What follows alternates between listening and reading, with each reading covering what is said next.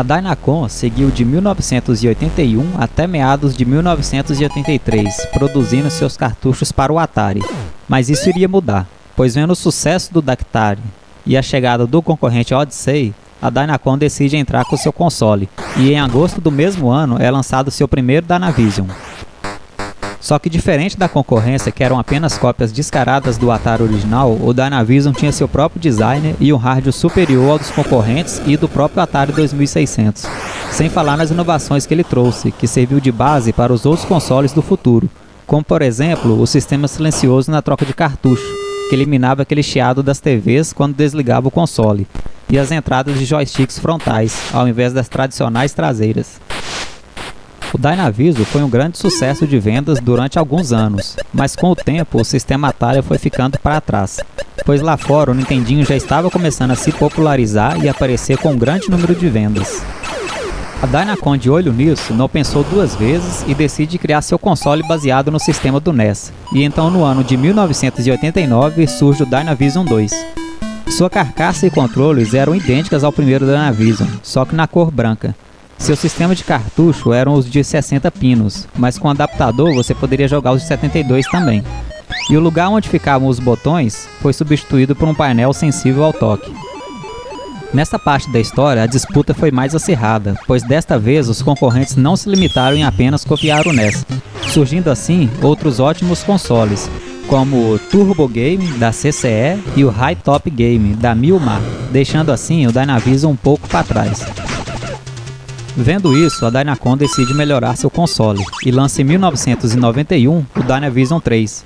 Esse aí já vinha com entrada para os dois modelos de cartuchos, o de 60 e 72 pinos. Os controles receberam melhorias em seu design e foi adicionado a função Turbo, e a pistola, também clone da Zapper do Nintendinho, já vinha inclusa. O Dynavision então volta a liderar em vendas, e neste mesmo ano a Dynacon lança também o Mega Boy. O Mega Boy era um semi-portátil que funcionava sem fios, apenas com sua anteninha ele era sintonizado na TV. Já vinha com 3 jogos educativos que ensinavam música, matemática e inglês, e era 100% compatível com os cartuchos do Atari 2600. Era alimentado por 4 pilhas AA, mas também era possível ligar em uma fonte externa de 6 volts. E o legal do Mega Boy eram suas propagandas, que sempre vinham com um slogan bem apelativo, que influenciavam as crianças a pedir aos seus pais o Mega Boy por ser um console educativo. Em 1993 é a vez de outro semi-portátil das caras, o Handvision, muito similar ao seu antecessor, mas com proposta diferente. O Handvision veio para poder jogar mesmo, não tinha nada de educativo. Seu sistema era do Nintendinho e usava cartuchos de 72 pinos, mas com o adaptador era possível jogar os de 60 pinos também. Era alimentado com 4 pilhas AA e também poderia usar uma fonte externa de 9 volts. Seu controle embutido já era a versão Turbo e tinha um botão embaixo para ejetar o cartucho. E outro detalhe, ele tinha outra entrada para um segundo controle ou a pistola. Mas os tempos estavam mudando novamente, e a nova onda agora eram os consoles de 16 bits. E aqui no Brasil mesmo já havia o Mega Drive, que estava fazendo um baita sucesso. E a Dynacon, para não ficar para trás, anuncia seu clone de Mega Drive na revista Super Game Power, na edição de abril de 1994, com o nome de Mega Master. Isso porque ele teria a capacidade de rodar os jogos do Mega Drive e também do Master System.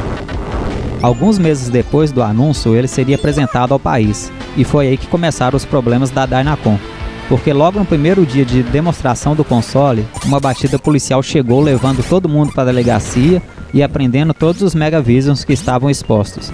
Isso porque a SEGA já tinha sua representante oficial aqui no Brasil, a Tectoy, que havia conseguido uma liminar judicial que proibia a exposição e venda do Megavision. A Dynacon recorreu e mesmo assim conseguiu colocar o Megavision para vender nas lojas, mas a Tectoy não desistiu de seus direitos e continuou a briga com a Dynacon, que por si mesma desistiu e tirou seu console de circulação pouco tempo depois, tornando o Megavision um item raro hoje em dia. Uma pena, pois o Megavision era tão bom quanto o Mega Drive original e melhor que o Mega Drive 3. Funcionava com jogos americanos e japoneses. Era compatível com o Sega CD, o 32X e o adaptador de Master System. E em relação ao Mega Drive original, ele já vinha completão, com adaptador do Master, fone de ouvido e 2 controles de 6 botões. que além de serem de ótima qualidade, tinham a função Turbo e Slow Motion. Depois de toda essa confusão com a Tectoy, a Dynacon ficou só com seu Dynavision mesmo, e em 1995 ela lança o Dynavision 4, já com design bem parecido com o do Megavision. Permaneceu com as duas entradas para os cartuchos de 60 e 72 pinos, um botão para ejetar os cartuchos e os controles permaneceram os de 6 botões com turbo, herdado do Megavision. O Dynavision 4 foi vendido nas versões Radical, Advance e Action, mas para se manter, a Dynacon teria que tentar algo um tanto diferente, pois o sistema NES já havia ficado para trás e os computadores estavam ficando cada vez mais populares.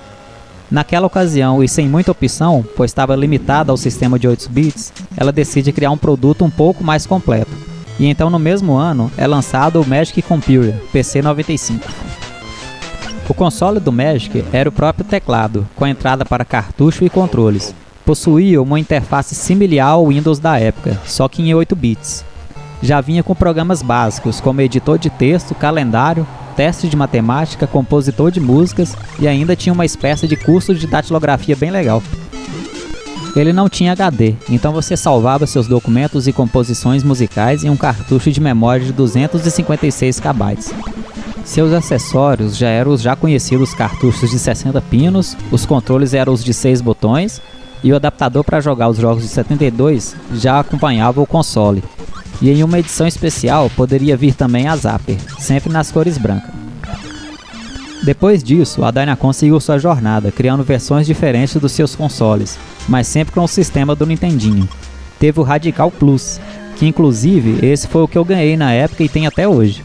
Depois veio o Extreme, que era o mesmo Radical Plus, só mudava a cor do console e o formato dos controles. Em 2008, tivemos mais uma reformulação do console, intitulado de Dynavision White e Dynavision Black. A diferença além da cor, é claro, é que o Black vinha somente com 111 jogos na memória, e o White, além dos 111, vinha também um cartucho com 106 jogos.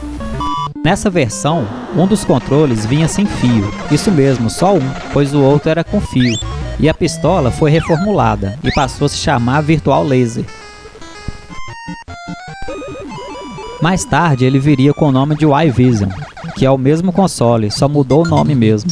E para ajudar na divulgação desse console, rolou até um comercial no Bom Dia e Companhia. Você gosta de tecnologia e diversão? Então prepare-se para mais uma novidade da Dynacon.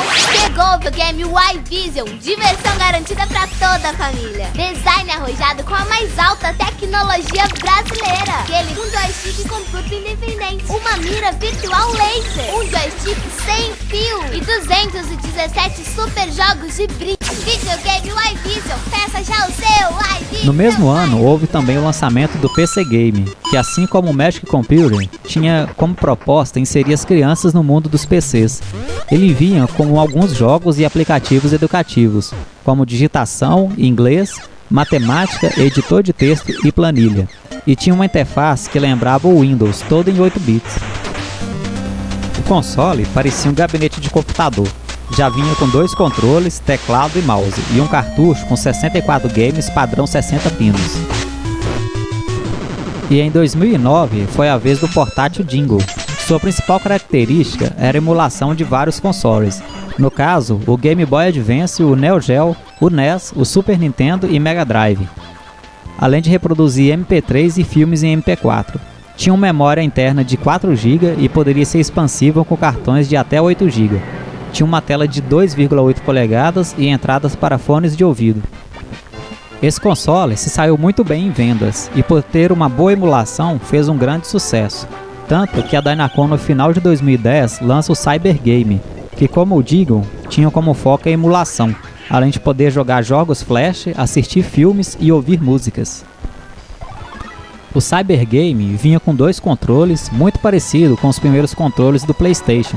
Um controle remoto, um adaptador SD-USB, vinha com 300 MB de memória interna, mas era expansível com cartões SD. Esse foi o último console da Dynacon, antes dela desaparecer. Também houve outros portáteis, como o MP6 e o Pocket, mas estes, apesar de emularem o NES, não tinham como foco os jogos. Era mais para ouvir música, vídeos, além de tirar fotos.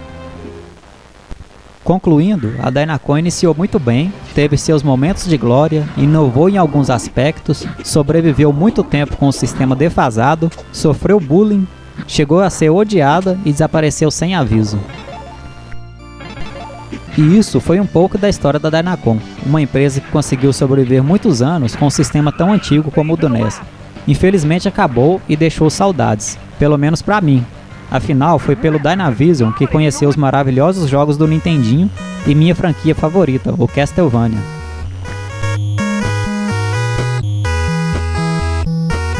E você, já teve um Dynavision? Comente aí embaixo sobre ele e o que achou do vídeo. Compartilhe para aquele amigo seu que também já teve um. Dê um joinha se você gostou e se não gostou, comenta também e fala o porquê, para eu poder melhorar, beleza? Então ficamos por aqui e até o próximo vídeo.